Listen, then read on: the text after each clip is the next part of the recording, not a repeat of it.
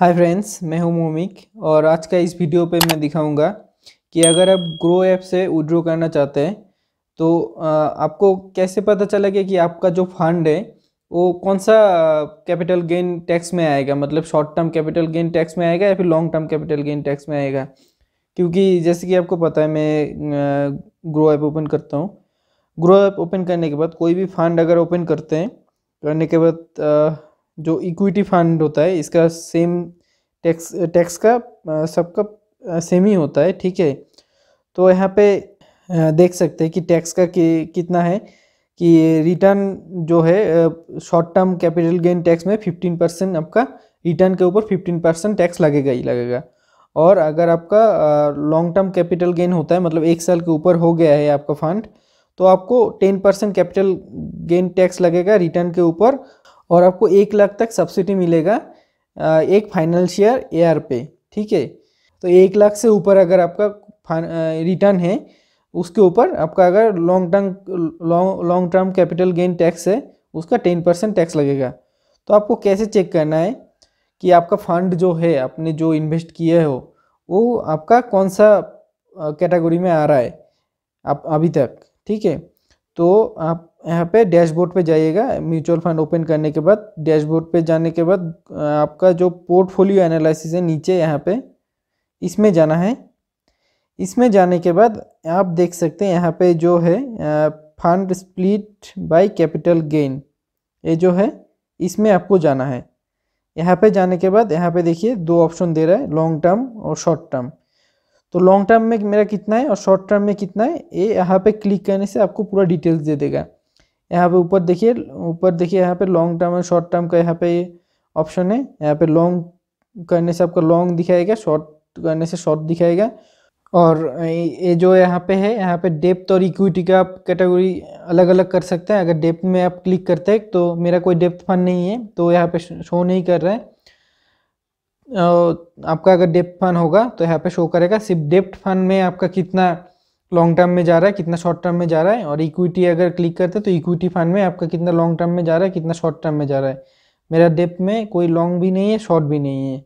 ठीक है, और इक्विटी में ही मेरा पूरा है तो मेरा सिर्फ इक्विटी शो कर रहा है। ठीक है, तो आपका जो म्यूचुअल फंड है, मेरा जैसे 5 फंड है टोटल, तो 5 फंड पे मेरा देखिए SBI का जो 128.6 यूनिट है ये मेरा लॉन्ग टर्म में चला गया है।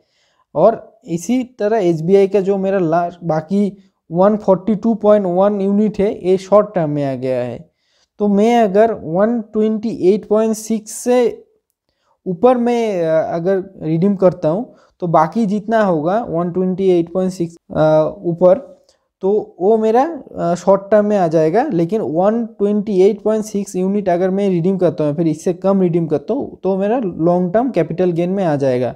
और लॉन्ग टर्म कैपिटल गेन में आने से क्या होता है, एक फाइनेंशियल ईयर पे आपको 1 लाख तक डिस्काउंट मिलता है कि 1 लाख वो रिटर्न के ऊपर। ठीक है, ऐसा नहीं कि आपका टोटल अमाउंट के ऊपर, ऐसा नहीं है, रिटर्न के ऊपर। आपका अगर रिटर्न 1 लाख से ऊपर होगा तो ही आपको टैक्स फाइल करना पड़ेगा। और ये जो टैक्स है ये आपको मैनुअली फाइल करना पड़ता है, ये ऑटोमेटिक अगर आपका कोई रिडीम करते हैं तो ऑटोमेटिक काट के आपको नहीं देता है, ये आपको फाइल करना पड़ता है, ITR फाइल करना पड़ता है जैसे इनकम टैक्स में। ऐसे करके जो कैपिटल गेन टैक्स है इसको भी फाइल करना पड़ता है। तो शॉर्ट टर्म अगर मैं जैसे कि मेरा एक देखिए ये पराग का जो ये फंड है ये कुछ दिन पहले ही मैं लिया तो ये अभी short term capital gain tax के ऊपर आएगा। मैं इसको अगर रिडीम करता हूँ तो मेरा जो ये 22.5 यूनिट्स है ये मेरा शॉर्ट टर्म कैपिटल गेन के ऊपर आएगा। जैसे कि मैं मानिए यहाँ पे मैं 1000 का फंड 1000 से ये म्यूचुअल फंड लिया था तो अभी मेरा 1152 रुपये हुआ है। ठीक है, तो मेरा जो 152 रुपीज़ है यही सिर्फ टैक्सेबल होगा। ठीक है, इसके ऊपर ही टैक्स लगेगा, 152 का 15% टैक्स लगेगा। समझे, मतलब लगभग 18-19 रुपीज़ ऐसा टाइप का कुछ लगेगा। ठीक है, तो ऐसा टाइप का टैक्स होता है। आप यहाँ पे चेक कर पाएंगे कि आपका फंड कितना कौन सा कैटेगरी में आ रहा है। तो आप उसी हिसाब से, शॉर्ट टर्म है तो आपको कोई सब्सिडी नहीं है, जितना भी टैक्स है उतना आपको देना पड़ेगा, जितना भी रिटर्न है उसके ऊपर जितना भी टैक्स है उतना आपको देना पड़ेगा। लॉन्ग टर्म में इसलिए फ्रेंड्स लॉन्ग टर्म का कोशिश कीजिए कि कम से कम 1 साल तो आप होल्ड कीजिए उस फंड को। लॉन्ग टर्म में जब आएगा उसके बाद आप रिडीम कर सकते हैं, तो 1 लाख तक आपका रिटर्न के ऊपर 1 लाख तक आपको सब्सिडी मिलेगा। फिर 1 लाख के ऊपर अगर रिटर्न होता है तो आपको उसका टैक्स देना पड़ेगा। मानिए 2 लाख आपका रिटर्न हुआ, रिटर्न 2 लाख मिला है आपको, तो 1 लाख आपका डिस्काउंट हो जाएगा और 1 लाख जो है उसका 10% आपको टैक्स लगेगा। ठीक है, तो ऐसा टाइप का है। तो फ्रेंड्स इतना तक ही था, और वीडियो अच्छा लगता है तो लाइक ज़रूर कर दीजिएगा, चैनल को सब्सक्राइब जरूर कर दीजिएगा। मिलते हैं नेक्स्ट वीडियो पे। Thank you.